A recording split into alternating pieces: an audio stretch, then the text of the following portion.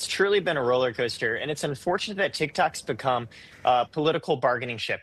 When people forget that TikTok is an advertising tool used for millions of businesses and creators. My company, Karat Financial, has issued hundreds of millions of dollars in credit to creators because we understand them as the businesses they are, with needs just like any other business.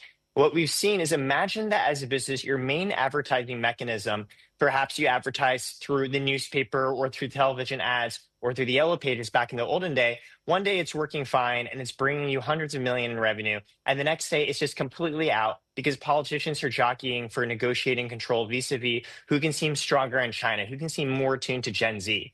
And so when we saw creators post stories on different social media platforms complaining about the loss of TikTok, many were extremely whiplash when it just came back 24 hours. And most now suspect that the app is now good to stay, albeit with a little bit of gamesmanship around who gets to claim credit.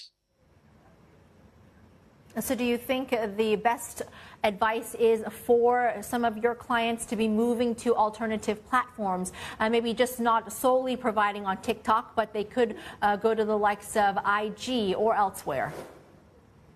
Absolutely. We track the financials of creators with over 1 billion followers in total. And what we've seen is almost all of them have already diversified their revenue from TikTok to other platforms. TikTok in the social media ecosystem is seen as the distribution where it helps you get views and followers, but traditionally it's not as good at helping you monetize those followers, potentially upselling them other sorts of services that you might provide. And so for years, ever since this first was a specter that TikTok might be lost in 2020, creators have been moving their audiences over to Instagram.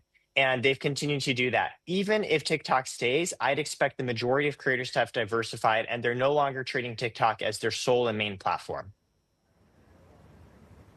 Shou Zi is the CEO at TikTok. He's expected to be attending the inauguration. The latest development is that Trump is calling for 50% U.S. ownership. What would be the best outcome for TikTok?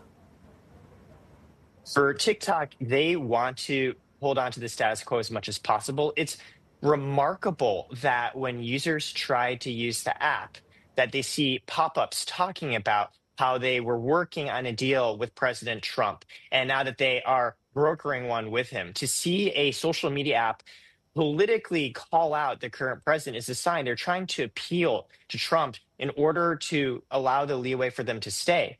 And the bill, of course, requires TikTok essentially to divest itself from foreign ownership.